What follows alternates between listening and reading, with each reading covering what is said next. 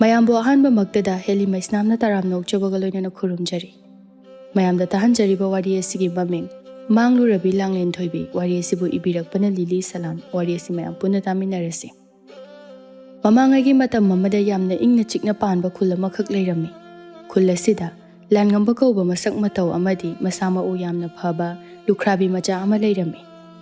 Langamba mapana nganna thadokpiramlaba matungda mamana mabu chaunaba sare phanaba yokpirakpani. Mabu mamana yoglakpa adumakki awaba kaya ama mayoknarakhi. Makhoigi ni haibada kanasu leite. Kanagi mateng amata yaudana mamana mabu chaunanaba yoglakpani. Khul asi khulakpa phairoi jamba kauba nupa amana palami. Khulakpa phairoi jamba manabu ningkhrabadi tawdana toktaba nupa amani. Mana yakhidraba mi adudi sidri phawba yeknaba oina khanba misak amani. Mahaki machanupi amata yauzabi Langlenthoibi masak matauda changkhonna phajarabi yamna chinglembi nupini. Khulakpa phairoi jambana machanupi bu aduki matik yamna luna tawjarami. Machanupi bu yengjaraga magi awaba kokjarami. Machanupina khul aduda numit kumna mangal leina ngalami. Khunja miyamna magi machanupi bu nongmagi uba phangjarabadi numit adumadi tawruba thabak khudingmak mai pai khanarami. Khunja pakhang kayana Langlenthoibi bu pamdaba kanasu yauramde adubu khulakpa phairoi jambana machanupi bu pami haijaba lakpa pakhang khudingmak changeng tawrami adubu khulakpagi changengda amata mai pakpa ngamdana toknakhi. Langamba mama lukhrabi na mabu chaunanaba yokpirakpana haujikti samu pangal chaurakle. Pakhang pharaduna mama bu nungaina thamba ngamlami. Khulgi mamana bakayaga chingda sing chanba chattuna nongmagi leptana sil kharada oiraba su phangjarami. Ima, ai chingda sing chanba chalukhige. Chalo chalo. Nakhoina taw singa punna chatmino. Chaukraba chingi lambido amuk mangna khiduna. Kaijau yamna leiba mafam kaya su leiribani. Adunane, nakhoi punna chatmino koi magi bungo. Ohoima, nachana bu khangdaba mafam leiti. Ima, nachana lu chingduna itaw mayambu puribani. Adugidi kashu habigano. Yamna nungaina potharaga leibiramu. Langamba mamada khurumlaba matungda mataw mayamga chingda sing chanba chatlami. Itaw langamba, nangna khangdaba mafam ase hek leiteda ko. Aikhoina ngasi phawba khul asigi chingsuna khangde. Aduga nangdi karamba chingdana u phajaba phangi. Sok panbagi yamna thuna oishanbagi hidakna kadaida hawi haibada nangna loina khangi. Nangse nayumdaga ngahakta leiramdong mandi. Chingda pangchatta chapraba. Is aibu ithau leitabagumna chingda maram leitana pangchatta chakadro. Aisu yamna khangjaba nateda. Aina chatpa ching kharada thengnakiba aduda khanghobani. Ngasidi kharangana halase itawsa. Kaithelda singma pun semduna yonba nanghodaba yadabani. Horen numidangi chengwangi tawbani. Makhoina chalakpa sing adu kaithelda yonba nangnanaba haiduna kharangana hanarakle. Matam aduda khulakpagi amata pokjabi Langlenthoibi mata mayamga turil mapanda hoba phajaraba lai kaya hektuna leirami. Langamba Langlenthoibi bu ahanba uruba mikupta nungsiba phawrami. Itaw Adalai hiklibi masak matau phajarabi leisabi asibu kanagi machano. Itaw asinine khulakpagi machanopi masak matauda ningthijarabi Langlenthoibi hairibadu nangsu ngasidi khangamani kayamuk yamna phajai haibadu. Adubu khalurano oiraroi. Khulgi pakhang kayana mabu oisage khanduna mapada haijaba chatnarurabani. Aduda makhoigi mapana tawrakadaba changheng ado kanamtana ngamba thaba amta nate. Aduna nangsu asa kaiduna tokani. Langlenthoibi pamba pakhang kaya ama upai leitraduna atopa nupi thiraga macha phawba yawnakhrabani. Lao chalasi. Itaw atopa kanana ngamdrabasu aina soidana ngamgani. Ai hayengmuk chatuna khulakpagi machanupibu aigi taloi oijaragena haijarurani. Itaw nangbu tawrunuda matam mangnanabani. Adugi saruk masak matau adum yengba yabi ama thihobana phagani. Imanasu aingonda nangi nupi amata semudana na hairaga leirabani. Itaw nangse aiga hek piklingaidagi tinaraklaba marupniko. Aduga nangna natawgi magunbu khangbiramdre. Itaw natawna khulakpagi changyeng adu soidana mai pakani. Natawna karigi itawbu thajaroidoribano. Aina khangi changyeng khudingma itawna soidana mai pakani haib. Natawna itawbu khamlibagi maramde khulakpa phairoi jamba yamna kadar kanba mapuk phattaba mini. ꯏꯇꯥꯎꯅ ꯆꯥꯡꯌꯦꯡ ꯈꯨꯗꯤꯡꯃꯛ ꯃꯥꯏ ꯄꯥꯛꯂꯕꯁꯨ ꯈꯨꯂꯥꯛꯄꯅ ꯃꯆꯥꯅꯨꯄꯤ ꯄꯤꯗꯅꯕ ꯍꯥꯏꯗꯨꯅ ꯀꯗꯔ ꯀꯌꯥ ꯑꯃ ꯇꯧꯔꯛꯀꯅꯤꯅ ꯍꯥꯏꯕꯅꯤ꯫ ꯏꯇꯥꯎ ꯃꯗꯨꯒꯤꯗꯤ ꯋꯥꯒꯅꯨ, ꯈꯨꯂꯥꯛꯄ ꯑꯃ ꯑꯣꯏꯔꯒ ꯃꯁꯥꯒꯤ ꯋꯥꯁꯛ ꯉꯥꯛꯇ꯭ꯔꯕꯗꯤ ꯅꯇꯥꯎꯅ ꯃꯥꯕꯨ ꯄꯔꯥ ꯑꯃ ꯇꯝꯕꯤꯒꯅꯤ, ꯑꯗꯨꯒꯇ ꯋꯥꯈꯜ ꯂꯥꯛꯀꯗꯕꯅꯤ꯫ ꯑꯗꯨꯗꯤ ꯐꯔꯦ, ꯋꯥꯔꯤꯁꯨ ꯅꯨꯡꯉꯥꯏꯔꯤ, ꯑꯩꯈꯣꯏ ꯆꯠꯂꯁꯤ ꯏꯇꯥꯎ꯫ ꯍꯣꯏ ꯏꯇꯥꯎ꯫ ꯂꯥꯟꯉꯝꯕ ꯃꯥꯅ ꯇꯧꯒꯦ ꯈꯜꯂꯤꯕ ꯊꯕꯛꯁꯤꯡ ꯑꯗꯨ ꯃꯃꯥꯗ ꯑꯔꯣꯠꯄ ꯂꯩꯇꯅ ꯍꯥꯏꯖꯔꯝꯃꯤ꯫ ꯏꯃꯥ, ꯉꯁꯤ ꯑꯩꯅ ꯁꯤꯡ ꯆꯟꯕ ꯍꯜꯂꯛꯄꯗ ꯈꯨꯂꯥꯛꯄꯒꯤ ꯃꯆꯥꯅꯨꯄꯤ ꯂꯥꯡꯂꯦꯟꯊꯣꯏꯕꯤꯒ ꯊꯦꯡꯅꯔꯨꯔꯦ꯫ ꯃꯥꯕꯨ ꯅꯆꯥꯅ ꯅꯨꯡꯁꯤꯔꯨꯔꯦ꯫ ꯑꯗꯨꯅ ꯏꯃꯥ, ꯑꯩ ꯍꯌꯦꯡꯃꯛ ꯆꯠꯇꯨꯅ ꯈꯨꯂꯥꯛꯄꯗ ꯃꯆꯥꯅꯨꯄꯤꯕꯨ ꯑꯩꯒꯤ ꯇꯥꯂꯣꯏ ꯑꯣꯏꯖꯔꯒꯦ ꯍꯥꯏꯅ ꯅꯤꯖꯔꯨꯒꯦ꯫ ꯏꯃꯥꯒꯤ ꯏꯕꯨꯡꯉꯣ, ꯈꯨꯂꯥꯛꯄ ꯐꯩꯔꯣꯏꯖꯥꯝꯕ ꯑꯆꯝꯕ ꯃꯤ ꯅꯠꯇꯦ, ꯌꯥꯝꯅ ꯃꯕꯨꯛ ꯂꯨꯕ ꯃꯤꯅꯤ꯫ ꯅꯪꯅ ꯍꯌꯦꯡ ꯃꯆꯥꯅꯨꯄꯤꯕꯨ ꯅꯤꯖꯔꯨꯕ ꯃꯇꯝꯗ ꯂꯨꯈ꯭ꯔꯥꯕꯤꯅ ꯃꯥ ꯑꯩꯒꯤ ꯏꯆꯥꯅꯤ ꯍꯥꯏꯕꯗ ꯀꯩꯗꯧꯅꯨꯡꯗ ꯌꯥꯔꯛꯂꯣꯏ꯫ ꯃꯗꯨꯅ ꯍꯦꯟꯅ ꯅꯪꯒꯤ ꯅꯊꯝꯃꯣꯏ ꯀꯥꯏꯒꯅꯤ꯫ ꯑꯗꯨꯅ ꯂꯥꯏꯔꯕ ꯑꯩꯈꯣꯏꯒ ꯊꯥꯛ ꯃꯥꯟꯅꯕ ꯑꯃ ꯈꯜꯂꯨ꯫ ꯏꯃꯥ, ꯅꯨꯡꯁꯤꯕꯗꯕꯨ ꯂꯥꯏꯔꯕ ꯏꯅꯥꯈꯨꯟꯕ ꯈꯥꯏꯕ꯭ꯔꯣ?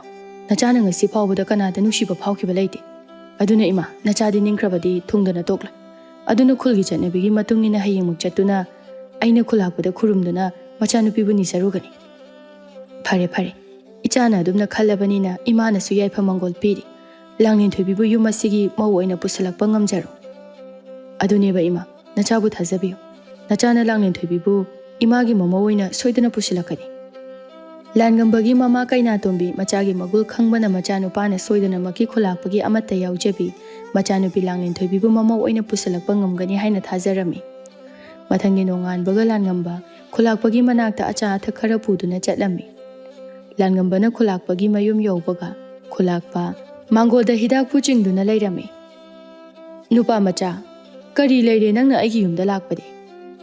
ꯏꯄꯥ ꯈꯨꯂꯥꯛꯄ, ꯅꯆꯥꯅ ꯈꯨꯔꯨꯝꯖꯔꯤ꯫ ꯌꯥꯔꯦ ꯌꯥꯔꯦ, ꯍꯧꯒꯠꯂꯨ꯫ ꯅꯪꯗꯤ ꯅꯁꯥꯁꯨ ꯌꯥꯝꯅ ꯐꯩ, ꯅꯁꯛꯁꯨ ꯐꯖꯈ꯭ꯔꯦꯗ꯫ ꯀꯅꯥꯒꯤ ꯃꯆꯥꯅꯣꯅꯦ ꯅꯪꯕꯨ? ꯑꯗꯨꯒ ꯑꯩꯒꯤ ꯅꯥꯛꯇ ꯂꯥꯛꯂꯤꯕꯁꯤꯕꯨ ꯀꯔꯤ ꯂꯩꯔꯕꯒꯦ? ꯏꯄꯥ ꯈꯨꯂꯥꯛꯄ, ꯑꯩ ꯀꯩꯅꯥꯇꯣꯝꯕꯤꯒꯤ ꯃꯆꯥꯅꯨꯄꯥ ꯂꯥꯡꯉꯝꯕꯅꯤ꯫ ꯑꯗꯨꯒ ꯅꯆꯥꯅ ꯃꯐꯝ ꯑꯁꯤꯗ ꯂꯥꯛꯆꯕꯗꯤ ꯀꯔꯤꯒꯨꯝꯕ ꯈꯔꯗ ꯍꯥꯏꯖꯕ ꯂꯥꯛꯆꯕꯅꯤ꯫ ꯑꯣ, ꯀꯩꯅꯥꯇꯣꯝꯕꯤꯒꯤ ꯃꯆꯥꯅꯨꯄꯥꯅꯤ ꯍꯥꯏꯕ? ꯐꯔꯦ ꯐꯔꯦ, ꯑꯗꯨꯗꯤ ꯅꯪꯅ ꯑꯩꯉꯣꯟꯗ ꯍꯥꯏꯅꯤꯡꯂꯤꯕ ꯋꯥ ꯑꯗꯨ ꯀꯔꯤꯅꯣ ꯍꯥꯏꯔꯣ꯫ ꯏꯄꯥ ꯈꯨꯂꯥꯛꯄꯒꯤ ꯏꯆꯥꯅꯨꯄꯤ ꯂꯥꯡꯂꯦꯟꯊꯣꯏꯕꯤꯕꯨ ꯅꯆꯥꯅ ꯊꯃꯣꯏ ꯁꯦꯡꯅ ꯅꯨꯡꯁꯤꯖꯔꯨꯔꯦ꯫ ꯑꯗꯨꯅ ꯂꯥꯡꯂꯦꯟꯊꯣꯏꯕꯤꯕꯨ ꯑꯩꯒꯤ ꯇꯥꯂꯣꯏ ꯑꯣꯏꯖꯔꯒꯦ ꯍꯥꯏꯗꯨꯅ ꯍꯥꯏꯖꯕ ꯂꯥꯛꯄꯅꯤ꯫ ꯀꯔꯤ? ꯂꯨꯈ꯭ꯔꯥꯕꯤ ꯃꯆꯥ, ꯆꯦꯡ ꯐꯥꯎꯕ ꯆꯥꯅꯤꯡꯉꯥꯏ ꯂꯩꯇꯕ ꯅꯪꯅ ꯑꯩꯒꯤ ꯏꯆꯥꯅꯨꯄꯤꯕꯨ ꯅꯤꯖꯕ ꯂꯥꯛꯂꯤꯕ? ꯂꯥꯏꯔ ꯆꯨꯗꯠꯅꯕ ꯅꯪꯗꯤ ꯂꯥꯏꯔꯗꯅ ꯁꯦꯟꯖꯥꯎ ꯄꯥꯏꯕ ꯀꯌꯥ ꯂꯥꯛꯄ ꯐꯥꯎꯕ ꯑꯩꯅ ꯌꯥꯗ꯭ꯔꯤꯕꯅꯤ꯫ ꯑꯗꯨꯒ ꯅꯪꯅ ꯌꯥꯝꯅ ꯊꯧꯅꯥ ꯐꯅꯒꯁꯨ ꯂꯥꯛꯄ ꯁꯥꯔꯗꯅ ꯅꯃꯥ ꯅꯆꯥ ꯍꯧꯖꯤꯛꯃꯛ ꯈꯨꯜ ꯑꯁꯤꯗꯒꯤ ꯇꯥꯟꯊꯣꯛꯄ ꯄꯥꯝꯕ꯭ꯔꯥ?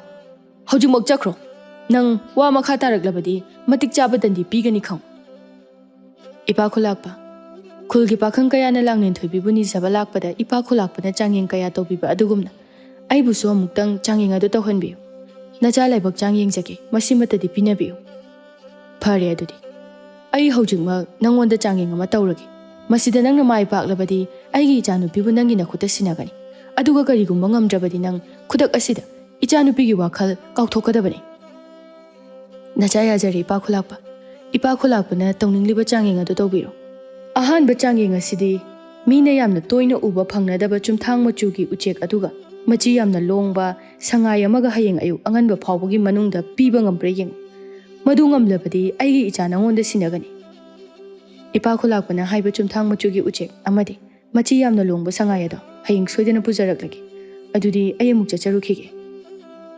ꯂꯨꯈ꯭ꯔꯥꯕꯤ ꯃꯆꯥ, ꯀꯌꯥꯗ ꯄꯪꯂꯤꯕꯅꯣ? ꯃꯥꯅ ꯐꯅ ꯍꯣꯠꯅꯗꯨꯅꯁꯨ ꯃꯄꯨꯟꯁꯤꯗ ꯐꯥꯕ ꯉꯝꯂꯣꯏꯗꯕ ꯎꯆꯦꯛꯅꯤ꯫ ꯃꯤꯅ ꯎꯅꯕ ꯐꯪꯗꯅꯕ ꯑꯋꯥꯡꯕ ꯎꯊꯛꯇ ꯇꯣꯡꯕ ꯌꯥꯝꯅ ꯁꯤꯡꯕ ꯎꯆꯦꯛꯅꯤ꯫ ꯑꯗꯨꯒ ꯃꯆꯤ ꯌꯥꯝꯅ ꯄꯥꯟꯕ ꯁꯉꯥꯏ ꯑꯗꯨꯕꯨꯁꯨ ꯃꯥꯅ ꯄꯨꯔꯛꯀꯅꯤ ꯍꯥꯏꯔꯝꯂꯤꯅꯦ꯫ ꯌꯦꯡꯕꯗ ꯃꯄꯥ ꯂꯩꯇ꯭ꯔꯕ ꯁꯉꯥꯏꯅꯤ꯫ ꯂꯥꯏꯔ ꯆꯨꯗꯠꯅꯕ ꯃꯥꯅ ꯏꯆꯥꯒꯤ ꯋꯥꯈꯜꯒꯁꯨ ꯇꯧꯔꯤ ꯑꯣꯏꯔꯣꯏꯗꯕꯗ꯫ ꯈꯨꯂꯥꯛꯄꯅ ꯁꯤꯟꯅꯈꯤꯕ ꯆꯥꯡꯌꯦꯡꯁꯤꯡ ꯑꯗꯨ ꯂꯥꯟꯉꯝꯕꯅ ꯇꯧꯕ ꯉꯝꯂꯣꯏ ꯈꯟꯗꯨꯅ ꯈꯨꯂꯥꯛꯄ ꯌꯥꯝꯅ ꯍꯔꯥꯎꯔꯝꯃꯤ꯫ ꯂꯥꯟꯉꯝꯕ ꯈꯨꯂꯥꯛꯄꯒꯤ ꯃꯌꯨꯝꯗꯒꯤ ꯍꯟꯈꯤꯕꯒ ꯃꯌꯨꯝꯗ ꯆꯪꯗꯅ ꯎꯃꯪꯗ ꯆꯠꯂꯝꯃꯤ꯫ ꯑꯗꯨꯒ ꯌꯥꯝꯅ ꯅꯞꯀꯟꯕ, ꯍꯦꯛ ꯊꯦꯡꯅꯕꯗ ꯅꯞꯁꯤꯟꯗꯨꯅ ꯂꯩꯕ ꯎꯒꯤ ꯃꯁꯥꯗꯒꯤ ꯊꯣꯛꯂꯛꯄ ꯃꯍꯤ ꯈꯔ ꯈꯣꯝꯗꯨꯅ ꯄꯨꯔꯛꯂꯝꯃꯤ꯫ ꯈꯨꯂꯥꯛꯄꯅ ꯍꯥꯏꯔꯤꯕ ꯆꯨꯝꯊꯥꯡ ꯃꯆꯨꯒꯤ ꯎꯆꯦꯛ ꯑꯁꯤ ꯃꯤꯅ ꯇꯣꯏꯅ ꯎꯕ ꯐꯪꯅꯗ꯭ꯔꯕꯁꯨ ꯂꯥꯟꯉꯝꯕꯅꯗꯤ ꯎꯆꯦꯛ ꯑꯗꯨꯅ ꯌꯥꯝꯅ ꯇꯣꯏꯅ ꯇꯣꯡꯗꯨꯅ ꯂꯩꯒꯟꯕ ꯎꯖꯥꯎ ꯄꯥꯝꯕꯤ ꯀꯌꯥꯕꯨ ꯈꯪꯂꯝꯃꯤ꯫ ꯃꯁꯤꯅ ꯎꯆꯦꯛꯁꯤꯡ ꯑꯗꯨꯅ ꯃꯆꯤꯟꯖꯥꯛ ꯊꯤꯕ ꯆꯠꯈꯤꯕ ꯃꯇꯝꯗ ꯃꯥꯅ ꯎꯖꯥꯎꯒꯤ ꯃꯇꯣꯟ ꯐꯥꯎꯕ ꯀꯥꯈꯠꯇꯨꯅ ꯃꯥꯅ ꯄꯨꯔꯛꯂꯤꯕ ꯌꯥꯝꯅ ꯅꯞꯄ ꯃꯍꯤ ꯑꯗꯨ ꯎꯒꯤ ꯃꯁꯥꯗ ꯇꯩꯗꯨꯅ ꯊꯝꯂꯝꯃꯤ꯫ Machi yamna panba sangai aduna toina machinjak chaba lakpa mafam aduda khara luna tawduna mathakta sangai aduna yamna pamna chaba napi thamduna kupsilaga thamlami. Mana sem saba loibaga mayumda halaklami kaina tombi machana khulakpagi manakta chatkhraga thengna fawbada hanjilaktaba aduda khulakpaduna faduna thamkhrabara fawba mahakna khalami. Imagi langamba karigino nangna asuk yamna thengna hanjilaklibade. Nasaga do lekhom tairibadubu khulakpagi manai singna phubiraklabra. Ima nachada kanamtana phurakti. Nangna khulakpa unarubadudi kari haire. Khulakpana yamna laiba changing ani khakpire. Karamba makhalgi araiba changing no. Khulakpa phairoi jamana piba changing asi mina pak ngamnadaba thabak. Aduga nangna lai hairisibu karamba changing no. Ima chumthang machugi ucheka machi yamna longba sangai amaga hayeng ayu anganbada purau masini. Ima yamna laikhraba thabaknida. Karino ni bungo nangna ngangi tupo. Chumthang machugi uchek adudi mina pak uge phawba phangnadaba uchekni. Madubu phabadi kadaidagi ngamgani. Aduga machi yamna longba sangai adudi yamna lamjel yangba. Ngasi phawba mi amatana phaba ngamnadaba sangai ni. Madubu nangna karamna hayeng pigadawribano. Nangbu khulakpana apangba sirakle. Ima panglibase ainati khulakpani. Aduga yamna laiba changing adubu mana pirakani haina piraise hena ngakre. Pigiragana kharaluba pirakidi haide. Pharise ima chaga chathoknaba tawrase. Hayeng khulakpada uchek amadi sangai ado sinarugadabani. Aigi chasina tawribasibu kari. Khulakpana machanupibu lairaba aikhoida piningdraduna. Mina ngamlaroidaba changeng kaya ama pisalaklaga. Mana harauna yaduna lakle. Karam tawduino khangdre. Aigi ichana wasak chetpa mi ama oibana. Mana pamkhrabadi phangdana tokte. Adubudi aigi ichase mabudi marosing yamna leibe isani. Mana soidana amara tawduna changeng khudingbak mai pakpa oigani. Langamba mamaga punna chak chaba loiraba matungda nganna tumlami mathangi nonganjingai khara nganna chattuna mana anapa mahi kaya taiduna thamlamba uchaw aduda kakhatuna yengluba matamda chumthang machu manba uchek adu naptuna leirami.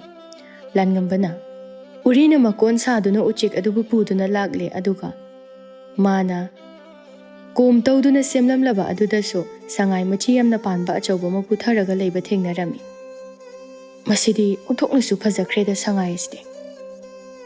Nangbu aina na thwai manghanaba phaba nati. Aigi thawai oiribi Langlenthoibibu aigi oijaba phangnanabagi damakta tangai fadabadagi aina nangbu phabani. Nang pakhatkanu lao hojikti aigi iteng pangbiro nangnasu. Lamnganbana sangai adubu nuksina loinaduna sangai adusu magi matung inaduna chinglemna lakminarami. Langambana chingdagi uchek amadi sangai puduna sum lakpada khulakpagi manak yaurami.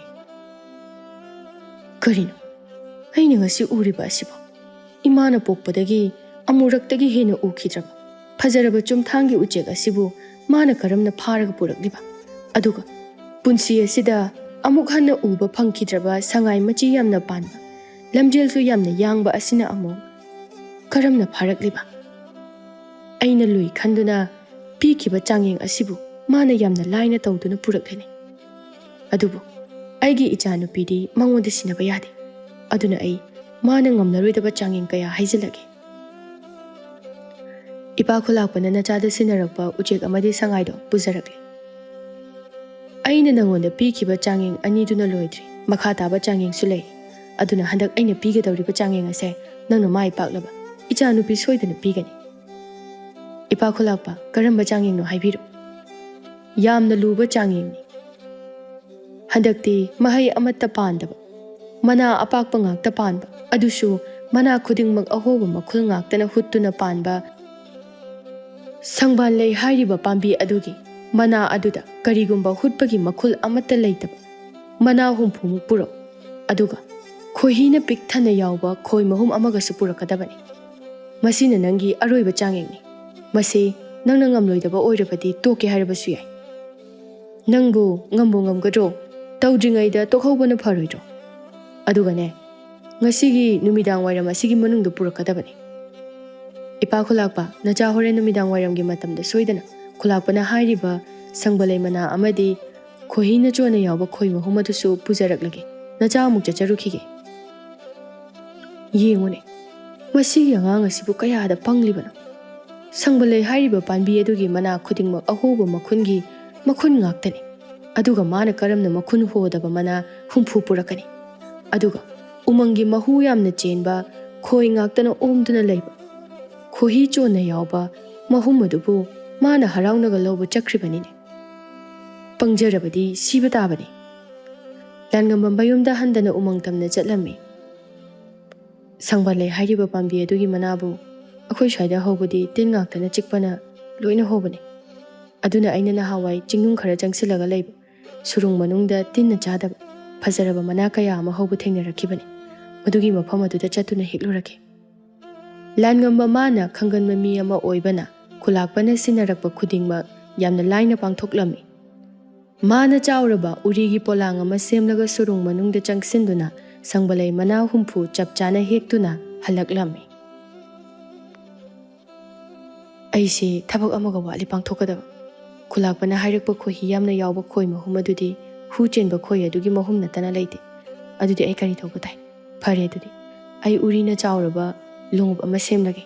Aduga lungub asigi mapanda ugi mahe anapado taisilage. Una asangba karamai thaduna khoi mahum ase laklaga chelaktuna longsum asigi manung asida changsinduna leiraki. Khoi mayam ado longhum asigi mapanda nappaga leizarani. Langambana uri kharana machangadaba longchum ama semladuna ugi mahe anappa adu taisilami. Chaisangi matonda umana asangba khara punsinduna mai tharami. Laptakna Jay adu khoigi mahum aduda insinduna mahumda leiramba khoi mayam adu mapanda thokhalaktuna mamitta thumhalami. Tanja aduda langamba khoi mahum adubu kanna chensinduna laktuna chelaklami. Mana adumna khoi mayamgi mahum pukiba aduda khoyam tanarakle. Langamba mana ngasai semkiba longhum adugi manungda yamna thuna changsinduna kuplaga leiki. Kana paisalakliba khoyam adu ugi uhai anapa aduna loinamak lengba ngamdana naplaga leiki. Khoi mayam sawba yadeko. Aina nakhoigi nahumbu pubada. Pudaba yadaba ama leibanani nakhoi ibu warogano. Langambana khoi mayam naptuna leiriba aduda yamna nanba mahi ama haisanbirami. Masina horen ngahak leiraga naptuna leiramba khoyamdu thoklakpa ngamnanabani. Langamba khulakpana hairakpa potlamsing adu yamna thuna khulakpagi mayumda puduna laklami. Ipa khulakpana haiba Sangbalai amadi khohina chona yawba khoi mahum adu pujarakle. Phairoi jambana haikiba khudingmak langambana purakpa aduda yamna ngaklami mabukningda wakhal tawrami. Karino Sangbalai manabu huttaba leibrani. Ngasidabu ubda ngai. Aduga mahu kankraba singbada mapal leitraba khoi adugi mahum asibu karamna puduna lakliba. Masigi nupa macha ase yamna haithoi singthoiba angang. Aduna handakti mana sungngam leidaba thabak ama pirake. Hai nupa macha nangna aina sinakiba thabak adu mai paklabanina handakka changeng amuka tawkhige. Aduga ne icha nupibu nangonda soidana piragani. Karamba changeng noi pa khulakpa. Handakti ne aikhoigi khul asigi awang thangba maikaida leiba. Awang baching ase landuna chatlaga leiba turel adudagi tagat tagat tekpa. Achauba nga ama phaduna isingsu amata haptana aigi nakta hingna hayeng ayukta purakadabani. Masingamlabadi ichanupi soidana pirani. Langamba handaki khulakpana sinarakliba thabak asidi khara wana thokani khanjarami. Karino khulakpana sinarakliba thabak asiba masibo ithokpa yaba thabakna. Ngabu ising yaudana karamna lapkhraba mafam adudagi aikhoi khultana purakani. Karam tawni adubo ai Imana halakte haiduna pakhalamani. Yumdadi changlaroi. Itauda hairamduna ai turelda chakrake.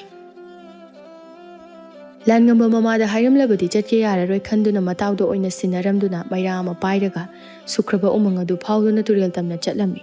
Khonglai yangna chatpana sangkraba lambi adu khangten hekten sinboi ningi. Yam thuna yaurami.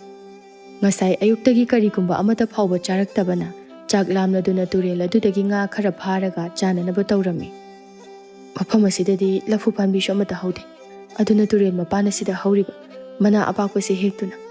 nga sing ase yomlaga mainung do omlaga mulhalage turel adudagi nga khara phaduna turel mapanda hauba mana apakpa aduda nga do haptuna yomsilaga mainung do omlami phana kuina omluraba matungda mulami khanduna hanglaga chage tawrubada ngasaina siruraba nga du taga taga tekna fring fring chongduna leirami kaina tawriba matawasiba aibo handoktuna mainung da phana kuina omluraba nga asibu haujuk phawa hinduna phiting phiting chonglibasiba masigi mana ase aina angang oiringaida aikhoi pabana wari oina libiramba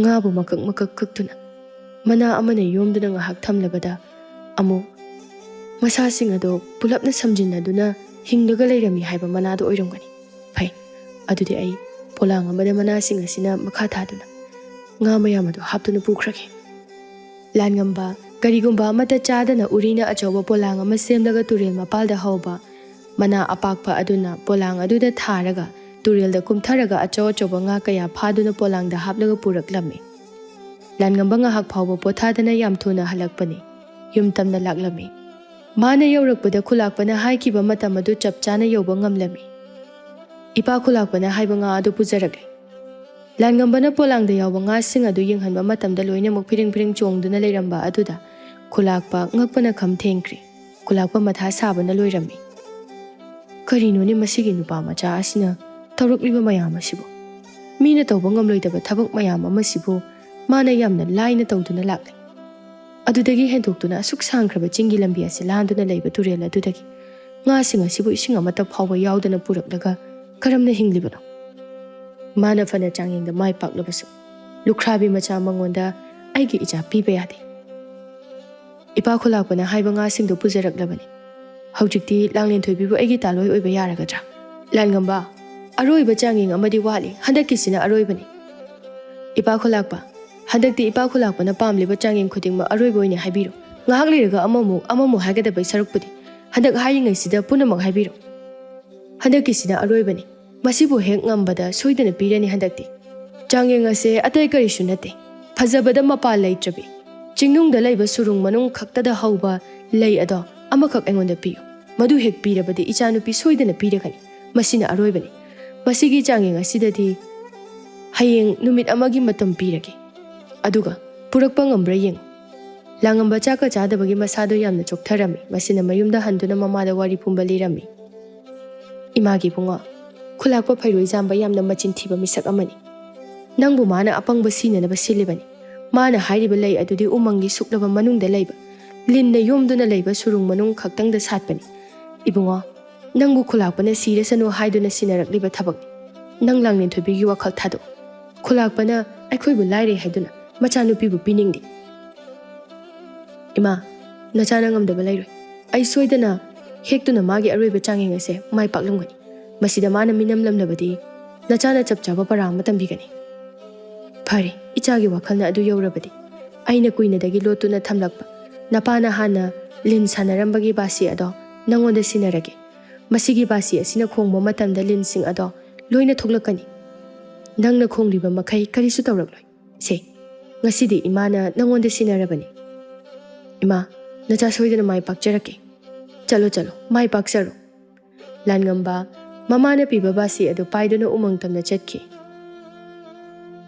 masigi surung manung asida leiramniba lin sing asidi onthokna yamkhrida aigi basi asi khongba hauraki aina karigumba maraktagi hek leplurabadi sigadawribani aduna ai khara cheksina tawdaba yade langambada basi ado adum khongduna changsilakpada fana sangna changlaba matung phajaraba leidu urami lei ado makak hektuna yamna thuna thoraklami haujikti leisu hekle Langlenthoibi aigi oirani ipa khulakpana harauna sinaraklagani asumna yam harauna khulakpagi yumda laktuna khulakpada sinarami phairoi jambagi wakhalda langamba siramlani khalubani adubu yam thajadana leidu hektuna purakpa aduda ngaklami adubu machanupibu langambada piningde ipa khulakpa haujikti changyeng khudingmak sungamlabanina Langlenthoibibu aiga luhongba yaragadra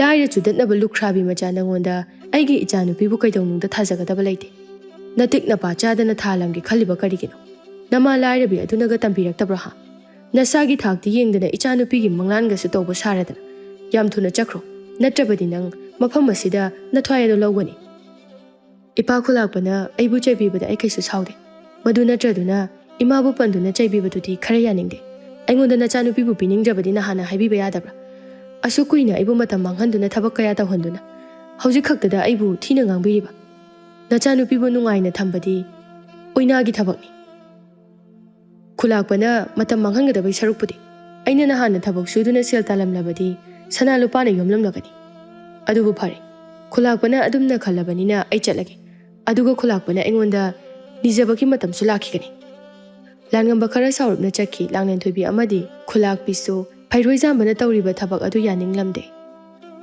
ꯈꯨꯂꯥꯛꯄ ꯇꯧꯕꯤꯔꯤꯕꯁꯤꯕꯨ ꯆꯨꯝꯂꯤꯕ꯭ꯔꯣ ꯄꯥꯈꯪ ꯃꯆꯥ ꯑꯁꯤꯗ ꯄꯤꯅꯤꯡꯗ꯭ꯔꯕꯗꯤ ꯍꯥꯟꯅ ꯍꯥꯏꯗꯣꯛꯈꯤꯕꯁꯨ ꯅꯠꯇꯦ ꯆꯥꯡꯌꯦꯡ ꯀꯌꯥ ꯄꯤꯕꯤꯔꯕ ꯃꯇꯨꯡꯗ ꯆꯩꯗꯨꯅ ꯊꯥꯛꯈꯤꯕꯁꯤꯕꯨ ꯐꯔꯤꯕ꯭ꯔꯥ ꯈꯨꯂꯥꯛꯄꯤ ꯑꯩꯅ ꯇꯧꯔꯤꯕ ꯑꯁꯤꯗ ꯌꯦꯡꯉꯨ ꯃꯥꯒꯨꯝꯕ ꯂꯥꯏꯔꯕ ꯏꯃꯨꯡ ꯑꯗꯨꯗ ꯅꯆꯥꯅꯨꯄꯤ ꯊꯥꯕ ꯌꯥꯄꯣꯠꯇꯦ ꯐꯩꯔꯣꯏꯖꯥꯝꯕꯅ ꯂꯥꯡꯉꯝꯕꯗ ꯆꯥꯡꯌꯦꯡ ꯀꯌꯥ ꯄꯤꯁꯤꯟꯗꯨꯅ ꯍꯧꯖꯤꯛꯇꯤ ꯂꯥꯡꯉꯝꯕꯅ ꯆꯥꯡꯌꯦꯡ ꯈꯨꯗꯤꯡꯃꯛ ꯃꯥꯏ ꯄꯥꯛꯂꯕ ꯃꯇꯝꯗ ꯌꯥꯝꯅ ꯊꯤꯅ ꯆꯩꯕꯤꯔꯒ ꯆꯠꯍꯟꯈꯤ ꯂꯥꯟꯉꯝꯕ ꯍꯟꯗꯛ ꯈꯨꯂꯥꯛꯄꯅ ꯂꯧꯅꯝ ꯇꯧꯔꯛꯄ ꯑꯁꯤꯗ ꯌꯥꯝꯅ ꯁꯥꯎꯅꯤꯡꯂꯗꯨꯅ ꯄꯔꯥ ꯑꯃꯗꯤ ꯇꯝꯕꯤꯔꯒꯦ ꯈꯜꯂꯝꯃꯤ ꯏꯃꯥꯒꯤ ꯏꯕꯨꯡꯉꯣ ꯏꯃꯥꯅ ꯍꯥꯟꯅ ꯍꯥꯏꯈ꯭ꯔꯕ ꯑꯗꯨꯅꯤ ꯈꯨꯂꯥꯛꯄ ꯑꯁꯦ ꯃꯤ ꯑꯐꯕ ꯃꯤ ꯅꯠꯇꯦ ꯍꯥꯏꯗꯅ ꯏꯃꯥ ꯃꯥꯅ ꯑꯩꯉꯣꯟꯗ ꯃꯆꯥꯅꯨꯄꯤ ꯊꯥꯖꯗꯕ ꯉꯝꯕ꯭ꯔꯥ ꯌꯦꯡꯒꯦ ꯈꯪꯒꯅꯤ ꯌꯦꯡꯉꯨꯃ ꯅꯨꯃꯤꯠ ꯈꯔꯅꯤ ꯂꯩꯔꯕ ꯃꯇꯨꯡꯗ ꯂꯥꯟꯉꯝꯕꯅ ꯈꯨꯜꯒꯤ ꯑꯉꯥꯡ ꯃꯆꯥ ꯑꯃ ꯊꯥꯗꯨꯅ ꯂꯥꯡꯂꯦꯟꯊꯣꯏꯕꯤꯕꯨ ꯀꯧꯊꯣꯛꯍꯜꯂꯝꯃꯤ ꯂꯥꯡꯂꯦꯟꯊꯣꯏꯕꯤꯁꯨ ꯂꯥꯡꯉꯝꯕꯕꯨ ꯅꯨꯡꯁꯤꯖꯕꯅ ꯃꯃꯥ ꯃꯄꯥ ꯈꯪꯍꯟꯗꯅ ꯅꯨꯃꯤꯗꯥꯡ ꯋꯥꯏꯔꯝꯗ ꯊꯣꯛꯂꯛꯇꯨꯅ ꯎꯅꯔꯝꯃꯤ ꯏꯄꯥ ꯈꯨꯂꯥꯛꯄꯅ ꯇꯥ ꯂꯥꯡꯉꯝꯕꯗ ꯃꯤꯅꯝꯃꯝꯒꯅꯤ ꯍꯥꯏꯕ ꯑꯩꯁꯨ ꯈꯪꯂꯨꯗꯦ ꯑꯗꯨꯅ ꯑꯩꯅꯁꯨ ꯍꯥꯟꯅ ꯍꯥꯏꯍꯧꯗ꯭ꯔꯦ ꯅꯆꯜꯕꯨ ꯋꯥꯔꯧꯕꯤꯒꯅꯨ ꯌꯥꯔꯦꯗ ꯑꯗꯨꯒꯤꯗꯤ ꯑꯩ ꯀꯩꯁꯨ ꯈꯟꯗꯦ ꯑꯗꯨꯕꯨ ꯅꯈꯣꯏ ꯄꯥꯕꯅ ꯅꯣꯡꯃꯗꯤ ꯅꯪꯕꯨ ꯑꯩꯒꯤ ꯏꯐꯝꯗ ꯁꯣꯏꯗꯅ ꯁꯤꯟꯅꯍꯟꯒꯅꯤ ꯑꯩꯅ ꯅꯪꯕꯨ ꯀꯧꯔꯤꯕꯒꯤ ꯃꯔꯝꯗꯤ ꯅꯪ ꯑꯩꯕꯨ ꯅꯨꯡꯁꯤꯔꯕꯗꯤ ꯑꯩ ꯋꯥ ꯑꯃ ꯍꯥꯏꯒꯦ ꯇꯥ ꯂꯥꯡꯉꯝꯕꯅ ꯍꯥꯏꯕꯤꯅꯤꯡꯕꯗꯣ ꯍꯥꯏꯕꯤꯌꯨ ꯅꯪꯒ ꯑꯩꯒ ꯊꯨꯡꯅꯁꯦ ꯍꯥꯏꯔꯕꯗꯤ ꯅꯪ ꯉꯁꯤꯗꯒꯤ ꯑꯩꯈꯣꯏ ꯑꯅꯤꯒꯤ ꯃꯥꯡꯗ ꯎꯔꯤꯕ ꯆꯥꯎꯔꯕ ꯎꯖꯥꯎ ꯑꯁꯤꯒꯤ ꯃꯊꯛꯇ ꯑꯩꯅ ꯌꯨꯝ ꯃꯆꯥ ꯑꯃꯈꯛ ꯁꯦꯝꯃꯤ ꯃꯁꯤꯗ ꯅꯪ ꯉꯁꯤꯗꯒꯤ ꯂꯩꯌꯨ ꯑꯩꯅ ꯅꯨꯃꯤꯠ ꯈꯨꯗꯤꯡꯒꯤ ꯆꯥꯛ ꯊꯤꯜꯂꯛꯀꯅꯤ ꯅꯪ ꯀꯩꯗꯧꯅꯨꯡꯗ ꯃꯈꯥꯗ ꯀꯨꯝꯊꯔꯛꯄ ꯌꯥꯗꯦ ꯅꯪꯕꯨ ꯅꯈꯣꯏ ꯄꯥꯕꯨꯡꯅ ꯊꯤꯕ ꯌꯥꯕ ꯊꯤꯔꯕꯁꯨ ꯀꯩꯗꯧꯅꯨꯡꯗ ꯐꯪꯃꯜꯂꯛꯇ꯭ꯔꯕꯗ ꯑꯩꯒꯤ ꯅꯥꯛꯇ ꯂꯥꯛꯇꯨꯅ ꯍꯥꯏꯔꯛꯀꯅꯤ ꯃꯁꯤ ꯅꯠꯇꯅ ꯑꯩꯈꯣꯏ ꯑꯅꯤ ꯊꯨꯡꯅꯕꯒꯤ ꯂꯝꯕꯤ ꯂꯩꯇꯦ ꯐꯔꯦ ꯑꯩꯁꯨ ꯌꯥꯔꯒꯦ ꯂꯥꯟꯉꯝꯕ ꯎꯃꯪꯒꯤ ꯃꯤꯅ ꯆꯪꯅꯗꯕ ꯃꯐꯝꯗ ꯍꯧꯕ ꯎꯖꯥꯎ ꯑꯃꯒꯤ ꯃꯊꯛꯇ ꯄꯤꯛꯇꯛ ꯇꯧꯕ ꯌꯨꯝ ꯑꯃ ꯁꯦꯝꯗꯨꯅ ꯂꯥꯡꯂꯦꯟꯊꯣꯏꯕꯤꯕꯨ ꯂꯩꯍꯜꯂꯝꯃꯤ ꯎꯖꯥꯎ ꯑꯗꯨꯗ ꯊꯥꯔꯝꯕ ꯀꯩꯔꯥꯛꯁꯨ ꯃꯥꯅ ꯂꯧꯊꯣꯛꯈꯤꯔꯝꯃꯤ ꯑꯁꯣꯝꯗꯅ ꯈꯨꯂꯥꯛꯄ ꯑꯃꯗꯤ ꯈꯨꯂꯥꯛꯄꯤꯅ ꯃꯆꯥꯅꯨꯄꯤ ꯂꯥꯡꯂꯦꯟꯊꯣꯏꯕꯤ ꯃꯥꯡꯈ꯭ꯔꯦ ꯍꯥꯏꯗꯨꯅ ꯃꯊꯥ ꯌꯥꯝꯅ ꯁꯥꯔꯝꯃꯤ ꯌꯥꯝꯂꯕ ꯃꯅꯥꯏ ꯀꯌꯥ ꯊꯥꯗꯨꯅ ꯊꯤꯕ ꯌꯥꯕ ꯊꯤꯍꯜꯂꯝꯃꯤ ꯑꯗꯨꯕꯨ ꯃꯔꯤ ꯃꯈꯣꯡ ꯑꯃꯠꯇ ꯈꯪꯂꯝꯗꯦ ꯂꯥꯡꯉꯝꯕꯅ ꯃꯤ ꯀꯅꯥꯁꯨ ꯎꯍꯟꯗꯅ ꯂꯥꯡꯂꯦꯟꯊꯣꯏꯕꯤꯒꯤ ꯆꯥꯅꯅꯕ ꯊꯤꯜꯂꯝꯃꯤ ꯂꯥꯡꯉꯝꯕ ꯑꯩꯈꯣꯏ ꯕꯕꯥꯒ ꯏꯃꯥꯒꯗꯨꯕꯨ ꯑꯩꯕꯨ ꯊꯤꯍꯧꯕ꯭ꯔꯥ ꯈꯨꯜꯒꯤ ꯃꯅꯥꯏ ꯀꯌా ꯑꯃ ꯊꯥꯗꯣꯛꯇꯨꯅ ꯀꯣꯏꯊꯤ ꯊꯤꯅꯍꯧꯏ ꯑꯩꯗꯤ ꯃꯈꯣꯏꯒꯤ ꯃꯇꯧ ꯑꯗꯨ ꯎꯕꯗ ꯅꯣꯛꯇꯨꯝ ꯅꯣꯛꯅꯤꯡꯂꯕꯅꯤ ꯑꯩꯈꯣꯏ ꯄꯥꯕꯅꯕꯨ ꯁꯣꯏꯗꯅ ꯑꯩꯈꯣꯏ ꯑꯅꯤ ꯂꯨꯍꯣꯡꯕꯤꯒꯗ꯭ꯔꯥ ꯂꯥꯡꯂꯦꯟꯊꯣꯏꯕꯤ ꯀꯔꯤꯒꯤ ꯄꯥꯈꯠꯂꯤꯕꯅꯣ ꯏꯕꯥꯅꯤ ꯊꯨꯡꯅꯕꯗꯤ ꯅꯍꯥꯟꯅ ꯑꯩꯈꯣꯏꯒꯤ ꯈꯨꯜ ꯑꯇꯣꯞꯄ ꯑꯃꯗ ꯆꯦꯟꯗꯨꯅ ꯂꯩꯔꯨꯔꯒꯁꯨ ꯊꯨꯡꯅꯩ ꯑꯗꯨꯕꯨ ꯑꯩ ꯃꯗꯨ ꯄꯥꯝꯗꯦ ꯑꯍꯜ ꯂꯃꯟ ꯑꯅꯤꯃꯛ ꯌꯥꯅꯗꯨꯅ ꯃꯤꯌꯥꯝꯃꯥꯡꯗ ꯑꯌꯦꯠ ꯑꯄꯟ ꯑꯃꯠꯇ ꯌꯥꯎꯗꯅ ꯂꯨꯍꯣꯡꯕꯗꯣ ꯄꯥꯝꯕꯒꯤ ꯇꯧꯕꯅꯤ ꯑꯩꯅ ꯍꯥꯏꯔꯤꯁꯤꯅꯤ ꯅꯈꯣꯏ ꯄꯥꯕꯨꯡꯅ ꯑꯩꯈꯣꯏ ꯑꯅꯤꯕꯨ ꯁꯣꯏꯗꯅ ꯂꯨꯍꯣꯡꯕꯤꯒꯅꯤ ꯅꯪ ꯀꯩꯁꯨ ꯋꯥꯒꯅꯨ ꯑꯁꯣꯝꯗꯅ ꯈꯨꯂꯥꯛꯄ ꯋꯥꯈꯜ ꯌꯥꯝꯅ ꯋꯥꯖꯔꯝꯃꯤ ꯃꯆꯥꯅꯨꯄꯤꯕꯨ ꯎꯗꯕꯗ ꯉꯥꯎꯆꯠꯅꯔꯝꯃꯤ ꯏꯄꯥꯒꯤ ꯂꯥꯡꯂꯦꯟꯊꯣꯏꯕꯤ ꯏꯆꯥꯕꯨ ꯀꯗꯥꯏꯗ ꯂꯩꯕꯒꯦ ꯏꯄꯥꯗꯤ ꯏꯆꯥꯕꯨ ꯎꯔꯛꯇꯕ ꯅꯨꯃꯤꯠ ꯐꯅ ꯌꯥꯝꯁꯤꯜꯂꯛꯂꯦ ꯏꯄꯥꯕꯨ ꯀꯔꯤ ꯑꯣꯏꯔꯁꯤꯒꯦ ꯏꯆꯥꯅ ꯀꯔꯤ ꯅꯅꯤꯡ ꯊꯨꯡꯗꯕ ꯂꯩꯔꯕꯒꯦ ꯏꯄꯥꯕꯨ ꯊꯥꯗꯣꯛꯇꯨꯅ ꯆꯠꯈ꯭ꯔꯤꯕꯗꯤ ꯑꯩꯅ ꯍꯥꯟꯅ ꯍꯥꯏꯖꯈꯤꯕꯗꯨꯅꯤ ꯃꯤꯒꯤ ꯃꯆꯥ ꯂꯥꯟꯖꯗꯕ ꯑꯗꯨꯗ ꯈꯨꯂꯥꯛꯄꯅ ꯂꯥꯏꯔꯦ ꯍꯥꯏꯗꯨꯅ ꯃꯤꯃꯥꯡꯗ ꯊꯤꯅ ꯆꯩꯕꯤꯗꯨꯅ ꯏꯀꯥꯏꯕ ꯄꯤꯕꯤꯈ꯭ꯔꯦ ꯍꯧꯖꯤꯛꯇꯤ ꯀꯩꯅꯥꯇꯣꯝꯕꯤꯒꯤ ꯃꯆꯥꯅꯨꯄꯥ ꯂꯥꯡꯉꯝꯕ ꯅꯠꯇꯅ ꯑꯩꯈꯣꯏꯒꯤ ꯏꯆꯥꯅꯨꯄꯤ ꯊꯤꯕ ꯐꯪꯒꯗꯕ ꯃꯤ ꯑꯃꯠꯇ ꯂꯩꯇꯦ ꯑꯉꯥꯡ ꯅꯨꯄꯥ ꯑꯗꯣ ꯌꯥꯝꯅ ꯋꯥꯈꯜ ꯂꯩꯕ ꯑꯉꯥꯡꯅꯤ ꯃꯃꯥ ꯑꯩꯅ ꯋꯥꯈꯜ ꯊꯦꯟꯕ ꯑꯃ ꯑꯣꯏꯔꯨꯕꯅ ꯑꯔꯥꯟꯕ ꯊꯕꯛ ꯀꯌా ꯑꯃ ꯇꯧꯈ꯭ꯔꯦ ꯂꯥꯏꯔꯕ ꯃꯤꯕꯨ ꯃꯤ ꯑꯣꯏꯅ ꯎꯕ ꯉꯝꯗꯕ ꯑꯩꯁꯦ ꯌꯥꯝꯅ ꯐꯠꯇꯕ ꯃꯤ ꯑꯃ ꯑꯣꯏꯔꯦ ꯑꯩ ꯍꯧꯖꯤꯛꯃꯛ ꯆꯠꯇꯨꯅ ꯀꯩꯅꯥꯇꯣꯝꯕꯤꯒꯤ ꯃꯆꯥꯅꯨꯄꯥꯗ ꯍꯥꯏꯖꯔꯨꯒꯦ ꯈꯨꯂꯥꯛꯄ ꯑꯃꯗꯤ ꯈꯨꯂꯥꯛꯄꯤ ꯑꯅꯤ ꯆꯠꯇꯨꯅ ꯂꯥꯟꯉꯝꯕꯗ ꯍꯥꯏꯖꯔꯝꯃꯤ ꯏꯕꯨꯡꯉꯣ ꯏꯄꯥ ꯌꯥꯝꯅ ꯂꯥꯟꯈ꯭ꯔꯦ ꯅꯪ ꯏꯄꯥꯕꯨ ꯑꯃꯨꯛꯇ ꯉꯥꯛꯄꯤ ꯑꯩꯒꯤ ꯏꯆꯥꯅꯨꯄꯤ ꯂꯥꯡꯂꯦꯟꯊꯣꯏꯕꯤꯕꯨ ꯑꯃꯨꯛꯇ ꯊꯤꯕꯤꯌꯨ ꯃꯥꯕꯨ ꯍꯦꯛ ꯐꯪꯕꯒ ꯑꯩꯅ ꯅꯈꯣꯏ ꯑꯅꯤꯕꯨ ꯈꯨꯜꯒꯤ ꯃꯤꯌꯥꯝ ꯃꯃꯥꯡꯗ ꯆꯥꯎꯅ ꯂꯨꯍꯣꯡꯒꯅꯤ ꯏꯄꯥ ꯈꯨꯂꯥꯛꯄ ꯍꯧꯖꯤꯛꯁꯨ ꯑꯃꯨꯛ ꯂꯧꯅꯝ ꯇꯧꯕꯤꯔꯤꯕ꯭ꯔꯥ ꯑꯩꯗꯤ ꯋꯥꯁꯛ ꯉꯥꯛꯇꯕ ꯃꯤꯒꯤ ꯊꯕꯛꯇꯤ ꯇꯧꯅꯤꯡꯗꯦ ꯅꯠꯇꯦ ꯏꯕꯨꯡꯉꯣ ꯏꯄꯥꯅ ꯍꯟꯗꯛꯇꯤ ꯈꯨꯜꯒꯤ ꯂꯥꯏ ꯄꯟꯗꯨꯅ ꯋꯥꯁꯛꯂꯦ ꯑꯩꯒꯤ ꯏꯆꯥꯅꯨꯄꯤꯕꯨ ꯅꯪꯅ ꯍꯦꯛ ꯐꯪꯗꯨꯅ ꯄꯨꯔꯛꯄꯗ Nakhoi ani luhongani amuktadi thajabi phari madu oirabadi ai thirage kaisu wabiganu ipa kholakpa yumda ningthijana halaga luhongnaba sem sabiruro chapiro ai Langlenthoibibu hore numidang wairamgi matamda soidana purakani kaina tombi aina nangi nacha asibu awaba chaitheng kaya ama pibiraba matungda yamna thina chaibikre madugidama nangnasu aibu ngakpi khulakpa adumna haibigan aikhoi lairaba karisu leijadaba micham khulakpaga aikhoiga sanga tawbadi lemjadi aduna ichabo amuk hanna najanu pipige haiduna karemna bigan nate kaina tombi aina nachada handakti minamlaroi aina wasak ichanu pibu nachanu pana hek puduna laklabadi aina makhoi anibu soidana luhongani khulakpana adumna haibirabanina aigi ichana Langlenthoibibu soidana thiba phangjarakani yumda hanbiru pothabiru langamba amadi mamana yamna laina haidorakpa asida khulakpagi wakhalda machanupibu langambana soidana thiba phanglakani khanjarami khulakpana langambagi mabudi maraksing leiba thawna phaba matau aduda changeng kaya tawbada khangkhrabani langambana numidang wairamgi matamda chatuna Langlenthoibibu ujawa dudagi kumtharaknaba haiduna kairak asangba masemduna kumthahalaklami langambana Langlenthoibibu khulakpagi mayumda puduna chatlami khulakpa machanupibu ubada yamna haraujarami